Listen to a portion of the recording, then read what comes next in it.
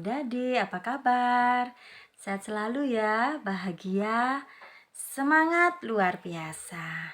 Nah, pembahasan kali ini kita akan membahas mengenai moral dan motif apa yang dilakukan anak-anak ketika meninggalkan rumah. Nah, kecenderungan mereka itu para remaja, sering ya, kecenderungan para remaja itu ketika meninggalkan rumah itu mereka tidak tahu bahayanya immoral di luar sana ketika meninggalkan rumah. Ya, ini ada suatu cerita, ada seorang anak bernama Rio.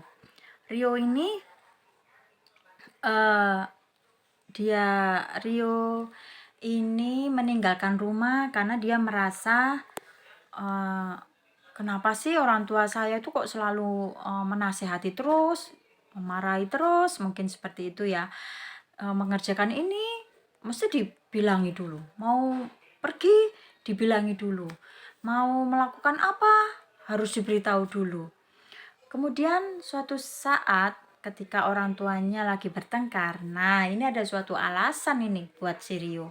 Wah, kayaknya alasan bagus ini, aku harus keluar dari rumah karena aku nggak merasa itu di rumah itu kayak neraka, udah nggak apa membosankan, apa-apa harus pamit, apa-apa harus izin dulu orang tua. Mungkin seperti itu yang dirasakan Rio ya.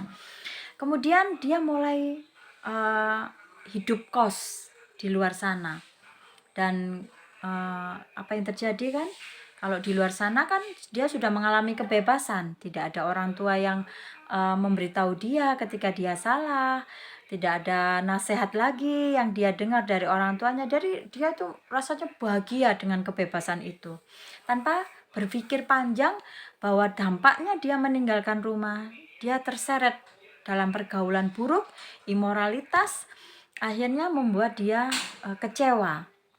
Ya, karena yang dia lakukan saat itu masih punya uang ya. Mungkin saat dia sama orang tuanya, dia dikasih saku yang lebih sehingga mungkin dia masih bisa untuk menabung. Kemudian ketika dia berpikiran untuk memiliki kebebasan, mulailah dia memakai tabungan itu untuk pergi keluar dari rumah. Awal-awal tidak terasa, dia sekolah sudah mulai telat ke sekolah seperti itu ya. Karena biasanya kalau di rumahnya pagi, ketika dia mau telat sedikit aja orang tua pasti akan membangunkan dia. Rio, bangun nanti telat, mungkin seperti itu ya. Karena dia sudah tidak ada pengawasan orang tua, dia mulai bangun itu seenaknya, dan sekolah mulai telat, selalu telat ke sekolah, bahkan dia mendapat teguran dari sekolah. Tapi dia tidak menggubris dengan hal itu karena dia ingin merasakan kebebasan sebebas-bebasnya tanpa ada campur tangan orang tua seperti itu ya. Kemudian dia mulai melakukan pergaulan buruk, ikut kehidupan malam, party-party, dan kemudian dia diajak teman-temannya untuk melakukan imoralitas seks, dan dia mulai bergonta-ganti pasangan. Dia merasakan kebahagiaan dan berfoya-foya. Suatu saat uangnya habis, dan disitulah dia mulai belajar hidup realita. Karena dari mana uangnya untuk bisa melakukan itu? Kan pasti butuh uang. Kemudian dia mulai mencari pekerjaan, dan banyak sekali pekerjaan yang tidak berani untuk memakai anak yang masih sekolah ya untuk dipakai sebagai karyawan, karena itu pasti ada aturan dalam sistem kerja ya. Kemudian itu pun sulit sekali untuk mencari pekerjaan. Akhirnya dia karena kesulitan mencari pekerjaan dan dia harus membutuhkan uang, lama-lama dia pulang ke rumahnya. Dan akhirnya ketika dia pulang ke rumahnya, dia tetap disambut sama orang tuanya, dibelai, disayang. Kemudian dia minta maaf kepada orang tuanya karena dia merasa salah. Dia mendapat pelajaran hidup bahwa ketika dia di luar di rumah, dia akhirnya masih membutuhkan orang tua. Ternyata masih membutuhkan nasihat orang tua. Dan bersyukurnya ya Rio ini bisa kembali ke rumah, akhirnya bisa sekolah lagi dengan baik, kemudian masih sama orang tuanya, diberikan uang saku kan, dan orang tuanya juga memaafkan apa yang dilakukan Rio asalkan tidak diulangi lagi. Kemudian karena apa sih sebenarnya yang dicari para remaja ini?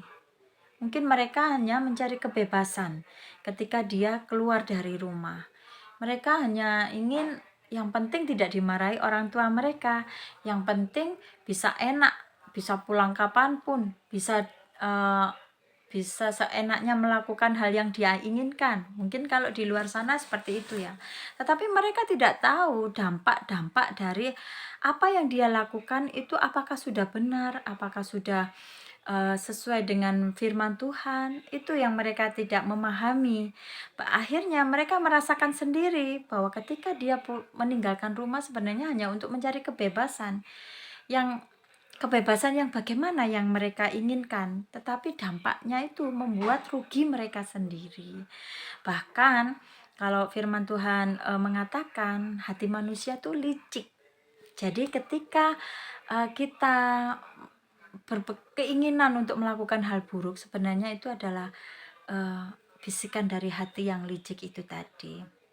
Baik, nanti kita akan bahas lagi ketika ketika kita tidak meninggalkan rumah, apakah kita bisa menjadi dewasa? Kalau kita hanya ada di dalam rumah itu aja, tanpa ada pengalaman di luar begitu, apakah itu membuat kita dewasa? Nah, pembahasan berikutnya kita akan bahas hal itu. Salam Bunda Di.